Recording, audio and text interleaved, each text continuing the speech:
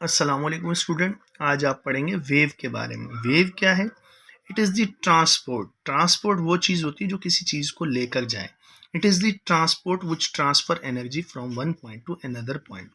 Wave जो होती हैं वो एनर्जी को लेकर जाती हैं एक जगह से दूसरी जगह। मैटर को लेकर नहीं जाती, सिर्फ एनर्जी को लेकर जाती हैं। उसके बाद हमारे पास क्या होता है, इसकी दूसरी डेफिनेशन भी है। Wave are energy carrier which carries energy. Energy को लेकर जाती हैं। वेव्स जो हैं एनर्जी कैरियर हैं, एनर्जी कैरी करती हैं। और तीसरी डेफिनेशन इस तरह से भी आ जाती है, डिस्टर्बेंस ऑफ अ मीडियम या travelling disturbance is called wave. जो वेव होती है इसे डिस्टर्बेंस भी कहा गया है। उसके बाद हम कह सकते हैं कि वेव जो है, there are two types of wave. Wave के दो टाइप होते हैं बेसिक से। एक होती है मैकेनिकल वेव, दूसरी होती है नॉन मैकेनिकल और इलेक्ट्रोमैग्नेटिक वेव। हमारे पास जो मैकेनिकल वेव है, it is a wave in which required medium, या हम कह सकते हैं it is a wave which required medium for propagation. एक जगह से दूसरी जगह जाने के लिए मैकेनिकल वेव को मीडियम की ज़रूरत होती है। बिना मीडियम के मैकेनिकल वेव एक जगह से दूसरी जगह ट्रांसफर नहीं होती। और इलेक्ट्रोमैग्नेटिक वेव कैसे? It is a wave which does not require any material medium for propagation. Propagation का मतलब होता है फैलाव, एक जगह से दूसरी जगह फैलना, जाना। तो हमारे पास जो इलेक्ट्रोमैग्नेटिक वेव्स हैं, इन्हें लाइट वेव भी कहा जाता है, also called light waves. Light को किसी मीडियम की ज़रूरत नहीं होती एक जगह से दूसरी जगह जाने के लिए।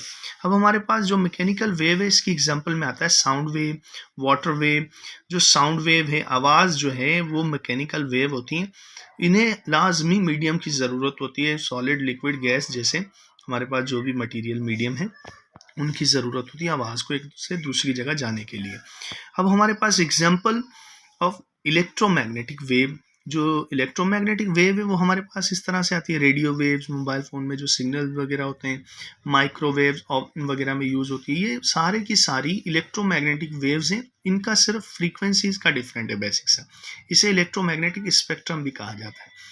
ये आप इसी चैप्टर में आगे पढ़ेंगे। अब हमारे पास जो रेडियो वेव्स हैं, रेडियो वेव्स में हमारे पास क्या होता है कि जो मोबाइल फ़ोन में सिग्नल्स का इस्तेमाल हो रहा है वो रेडियो वेव्स हैं। Microwaves, gamma rays, ultraviolet, infrared, X rays, visible light, ये सारे का सारा जो है स्पेक्ट्रम है, ये सारे की सारी 3 × 10⁸ मीटर पर सेकेंड की रफ्तार से मूव करती हैं। ये जो है लाइट हैं। ये आप यूँ समझे, इलेक्ट्रोमैग्नेटिक वेव जो हैं ये लाइट हैं और इनका रेक्ट लीनियर पाथ होता है, ये स्ट्रेट मूव करती हैं। अब सूरज की जो रोशनी है ज़मीन तक आ जाती है क्योंकि वो इलेक्ट्रोमैग्नेटिक वेव है, लेकिन सूरज के जो धमाकों की जो आवाज़ है वो हम तक नहीं आ पाती क्योंकि वो मैकेनिकल वेव्स हैं, साउंड वेव्स हैं। साउंड वेव ज़मीन तक नहीं आ सकती, बीच में जो है स्पेस है।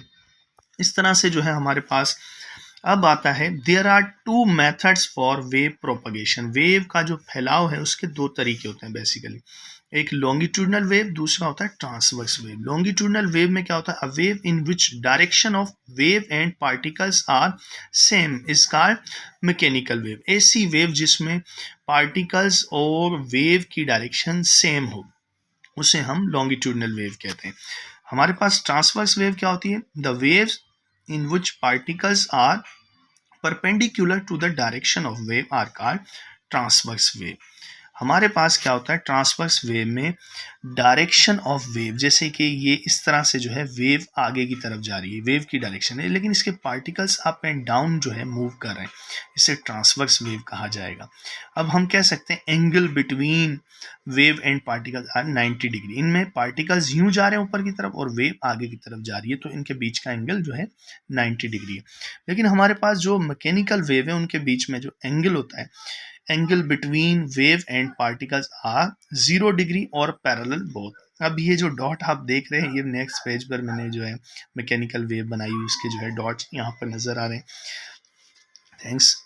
अब हमारे पास लॉन्गिट्यूडनल वेव जो है उसकी एग्जांपल में, जैसे हमारे पास स्प्रिंग है, स्प्रिंग को अगर हम दबाते हैं तो वो एग्जांपल है लॉन्गिट्यूडनल वेव की। अब स्प्रिंग जिस जगह से ज़्यादा दब जाता है वहाँ पर क्लोज होते हैं पार्टिकल, उसको कंप्रेशन कहा जाता है। Compression is a region where particles are close each other.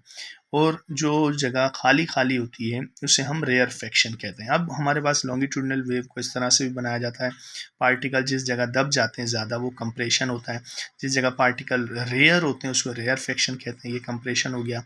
इस तरह से भी लाइनों की मदद से भी बना सकते हैं हम इसे। जिस जगह पार्टिकल घने हैं वो कंप्रेशन है, कंप्रेशन कंप्रेशन, रेयरफेक्शन रेयरफेक्शन, तो इस तरह से। लेकिन अब देखते हैं ट्रांसवर्स वेव को। ट्रांसवर्स वेव इस तरह से होती है, ये ट्रांसवर्स वेव का डायग्राम है। इसका अपर पार्ट जो होता है उसे मोस्टली पॉजिटिव माना जाता है, लोअर पार्ट जो होता है उसे नेगेटिव कहते हैं। या upper part of the wave is known as crust, crust कहते हैं positive part of the wave, या upper part of the wave को क्रस्ट कहते हैं। लोअर पार्ट जो है उसे नेगेटिव कहा जाता है, नेगेटिव और lower part of the wave is known as trough. तो थैंक्स फॉर वॉचिंग इसके वेव के जो एमसीक्यूज हैं उन्हें ज़रूर देखिएगा। हमारे इसी चैनल पर जो है आपको बहुत सारे अच्छे अच्छे इनके एमसीक्यूज मिल जाएंगे। थैंक्स फॉर वॉचिंग, मिलते हैं नेक्स्ट वीडियो में।